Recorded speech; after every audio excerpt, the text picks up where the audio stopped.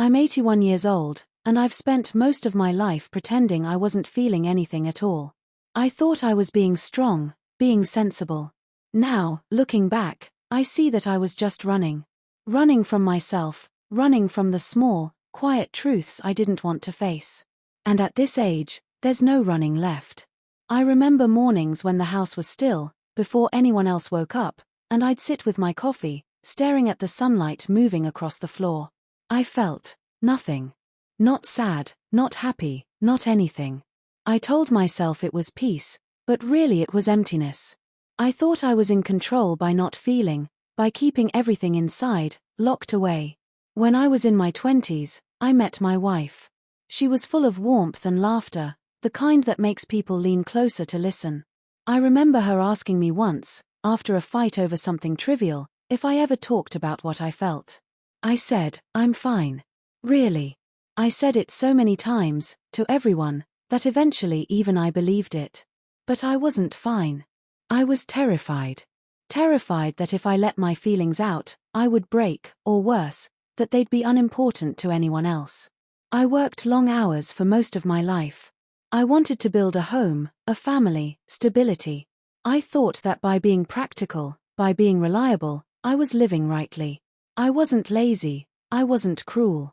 I just avoided anything that felt messy.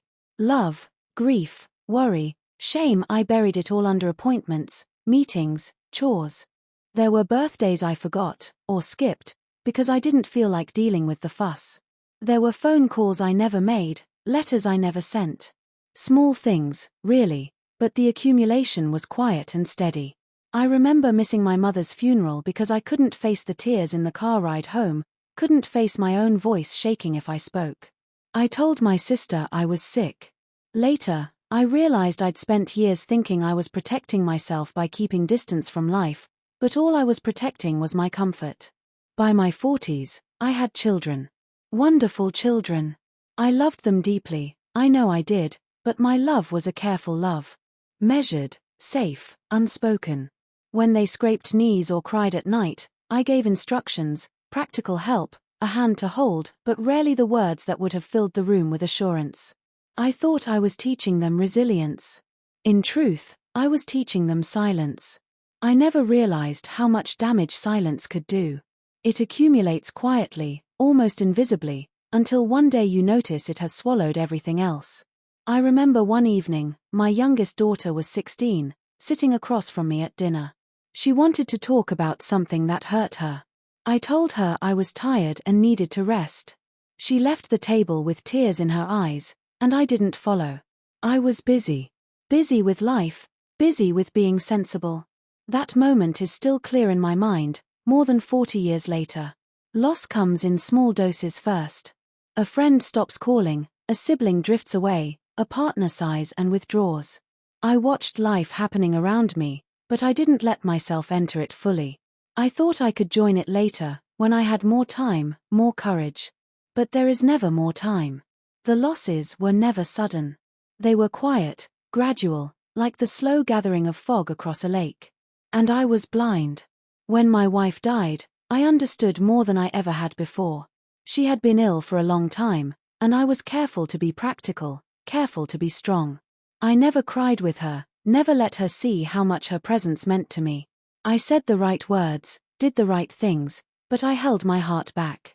When she was gone, the world was quieter than I expected, and for the first time, I felt the weight of every feeling I had denied myself.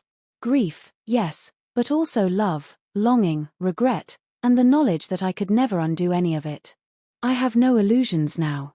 There are children I cannot comfort the way I wish I could. Friends I never told I loved.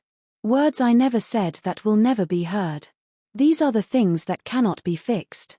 I cannot bring back the years I spent avoiding my feelings. I cannot make someone hold my hand in apology for the times I was distant. I cannot whisper the words I left unsaid into the ears of those I loved. I think often about the small moments that seemed insignificant.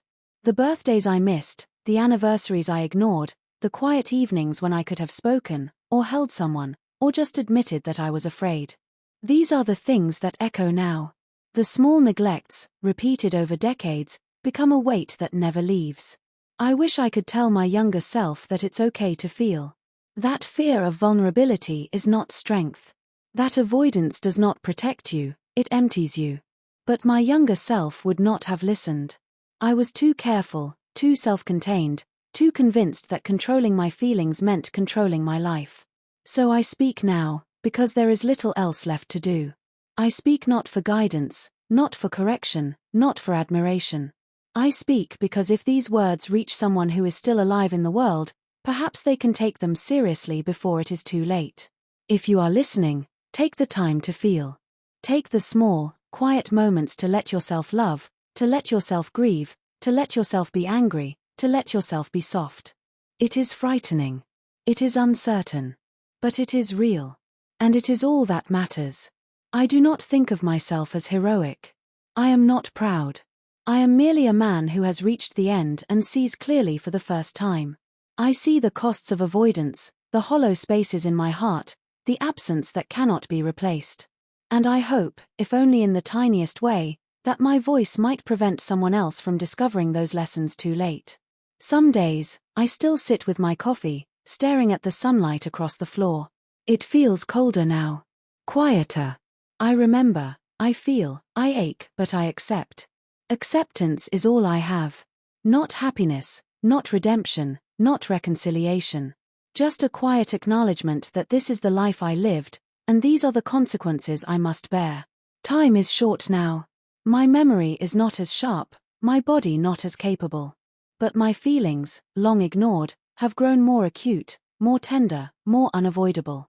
I am learning to live with them, finally, even if it is too late to share them fully with anyone else. I will die one day soon enough. Perhaps tomorrow, perhaps years from now.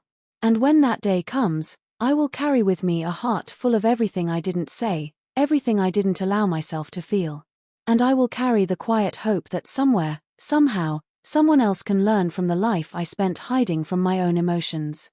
If this meant something to you, if it stirred even the tiniest recognition inside, then it is enough that my words have reached you. I do not ask more. I do